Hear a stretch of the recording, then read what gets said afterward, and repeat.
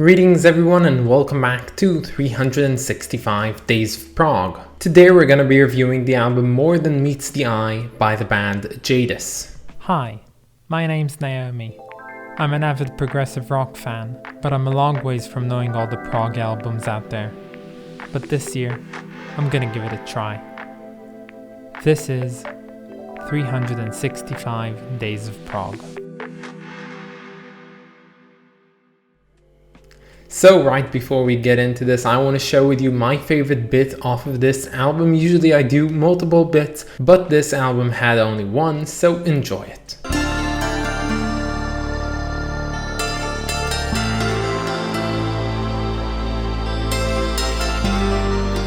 So, welcome back, and I have to start off this review by telling you all that I don't have a lot to say about this album. I was doing my entire process of getting a script ready after listening to the album and writing down my thoughts and things that I did on my research, and it happened that there's not a lot to say about this specific album. So suffice that, let me tell you a bit about this album. So this is the debut album of a band called Jadis. Now Jadis, I believe, formed back in the mid-90s, and this band is actually made up of two IQ members. Now no, they don't have two IQ, not combined at least, but they are two members that came off of another band which also was active in that era, which they're called IQ. Now we will meet them later on this list, but for now what you have to know is that this band consists of 4 members and it's basically 50% made up of IQ members. Or maybe not, I don't know, I never listened to IQ. I don't really have any idea what I'm saying. Let's move on. So I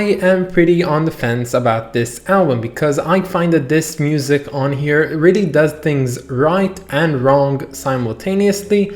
In some songs it's just really good, they're good songs and I had a great time listening to them, and other songs were really kind of unbearable and boring. Now, of course, this album falls under the category of neo-prog. Now, yesterday I had a big rant about neo-prog and the problems I have with it, but I'm not gonna go into that right now. I'm just gonna say that this album really shifts between the quality of it quite a lot. Now, I think that the vocals, guitars, and drums are really inspiring on this album, but when it comes to the bass and the keyboards, they're not so interesting as a whole. Now, the funny thing is that the 2 members that came from IQ are actually a bassist and a keyboardist, so I don't know if that's just coincidental, but for some reason I find that those 2 instruments are really lackluster on this album. So when it comes to the bad songs that I don't like on here, it's not that they're really bad, but I just find that they're uninspiring in a lot of ways. But when it comes to the good songs on here, which I really liked, which there's a few, like 2 or 3 of, I found that they really sounded like what you'd get from taking later Camel music and putting it with Gilmour's guitar playing and solos and somehow mixing that together and making it sound kind of good actually. But I think my biggest disappointment with this album is a track that was praised by a lot of people in reviews I read about this, which is the title track called More Than Meets the Eye. That one, it featured a, let's say, opening of a guitar and a flute. Now those are 2 instruments which can work together so beautifully, and they do have this harmonization between both of them, but for some reason I still find that piece very uninspiring and I didn't like it all that much, and I don't know, it was very basic. It like went through scales like usually, and I don't know why they had to do this big opening to a song which didn't even consist of something more original than the rest of the tracks found on here. Now, if you don't know what I'm talking about, I'm taking this album as a neo-prog album and I'm not looking for like very intricate, ideas and concepts and shifts all throughout, because that's more in the realm of symphonic prog and other experimental genres.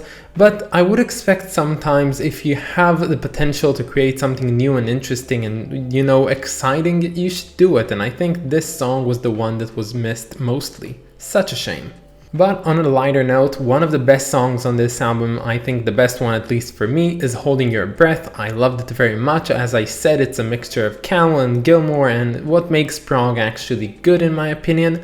And another one which is kind of close behind is Hiding in the Corner, which is really also a pretty good song. But as I said, I don't really have a lot to say about this album because honestly, I don't know, it feels like a lot of the criticism I have for it I already said in yesterday's video and I don't see any reason to repeat it. But if you're interested about what I think about neo-prog, just go ahead and listen to yesterday's video. If I'm not mistaken, it's Beyond Man and Time by RPWL. So you know what, let's move on to the cover.